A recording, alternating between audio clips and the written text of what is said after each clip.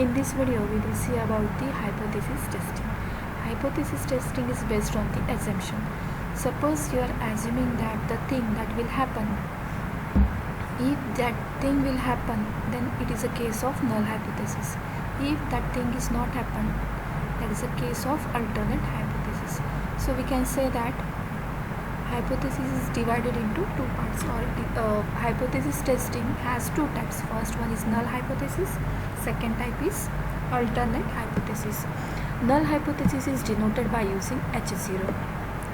Suppose I am assuming that I will get 70% in my last semester exam and I got a 70%. That means whatever I have assumed, that is right thing. So we can say that this is a case of null hypothesis, and the output or the case which is not belongs to null hypothesis, then it belongs to alternate hypothesis. So I can say that I am assuming that I will get 70% in my end semester exam, but I got 50%. So there is a large difference between expected value and predicted value. So there is large difference between predicted value and actual value. So we can say that this thing or this case belongs to alternate hypothesis, which is denoted by using H1. After hypothesis testing, type 1 and type 2, two types of error are there. Suppose we have taken the decision. See here, this is my type 1 and type 2 error example. This is a H0 which is actually true, and second case is what? H0 is actually false. That means it is a case of H0 and this is a case of H1. So there is a decision which says that rejection of H0 if H0 is actually true, but that is our assumption, but it got rejected. In that case, we can say that it is of type 1 error. And you are assuming that H0 is actually false, but in actual case it is failed to reject H0, then this is of type 2 error. For example, I have taken one example that ABC is a student who will pass in the exam, and second case is what?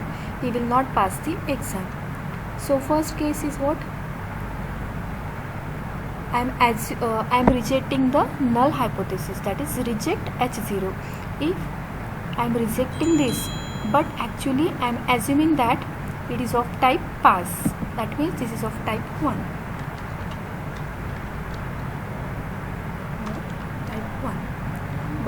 And second case is what? I am assuming that ABC is not going to pass the exam, and here it is a case that it failed to reject H0, that means it is of type 2 error.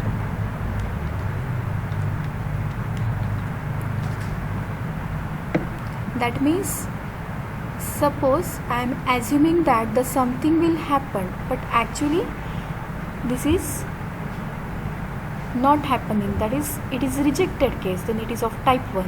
And I am assuming that something will not happen, that is not pass, and it is failed to reject that means of type 2 error. So these are the two types of error. Now see, I will tell you how to identify this particular data belongs to which test, or which test is applicable for this question. Suppose this given data set, in that 4 columns are included. First is gender, second is age group, third is weight, and fourth one is height. So based on the gender, that is one categorical data, the question is asked, or the question is like,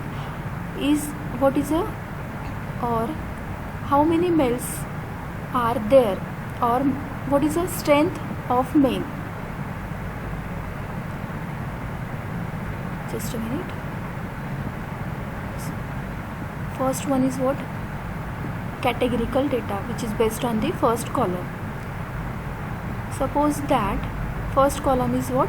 Gender, and by using this column The question can be asked like, is the number of male is greater than the number of female, or number of females are greater than the number of males. That is based on only one categorical data, or based on the one column only. So if your question is based on one categorical data, in that case you have to use the test. Which test?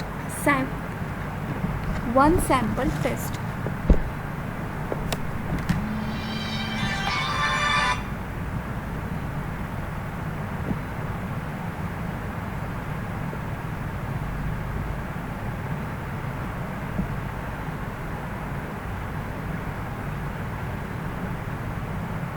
That is what, see here, the question is based on only one column or based on the one category only. Then you have to use the one sample portion test.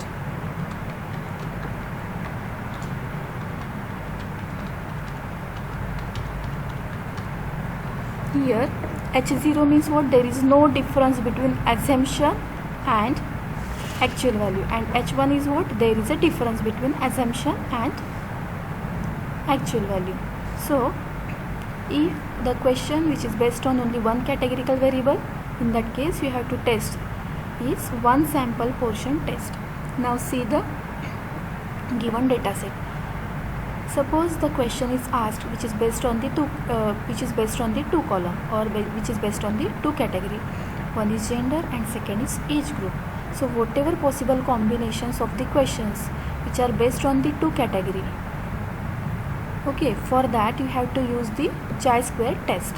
So for two categorical variables, this one, for the two categorical variable you have to use the chi-square test.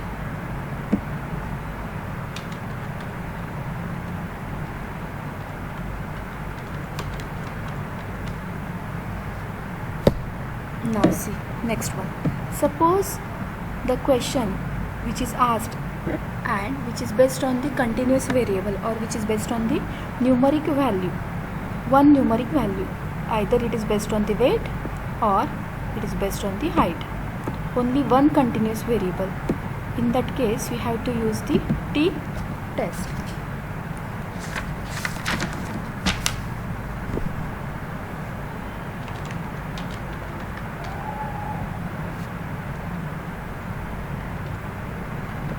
That you have to use the test. Now next question, or what if the two numeric categorical variable are there, which test we have to use? Suppose two numerical values are there, or two numerical columns are there. In that case you have to use the correlation test.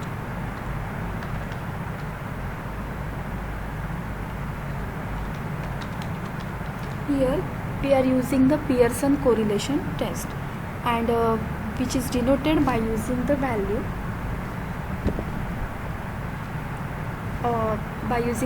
suppose p, and this value ranges in between -1 to +1. If the Pearson correlation or Pearson value is 0, that means there is no relation between two numerical variables. So this is related with two numerical categorical variable.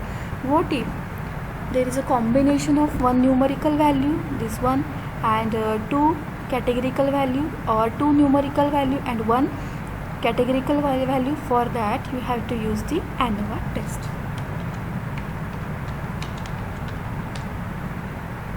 Now see, what is p value? P value is also known as a significance value, or it is also known as a alpha value.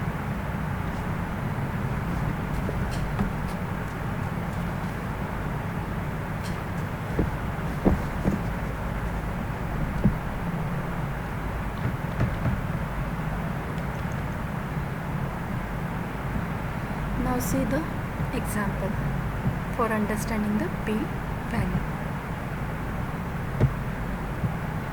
Suppose that this is your keyboard, and here on keyboard space key is there, and here your space key. Suppose maximum people are using this place for pressing the space key. and some of the people are using this space and some of the people are using this space also. So I am saying that 80% people are using this place for pressing a key. So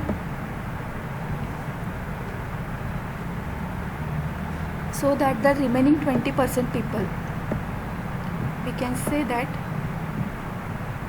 this remaining 20% people are using this and this space.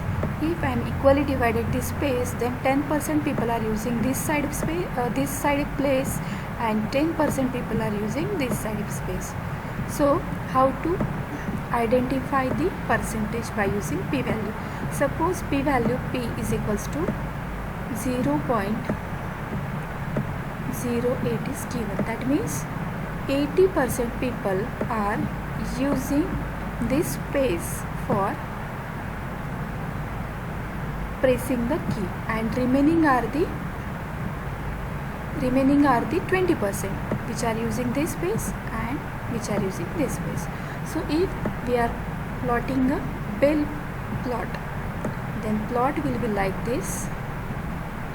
So here is your 80% people who are using a middle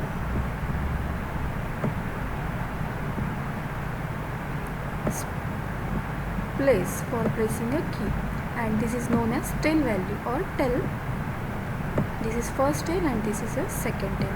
So remaining 10% are using this space, and rest of the 10% are using this space, and 80%, that is maximum percent, are using this place for pressing a key. So this is a concept of p-value.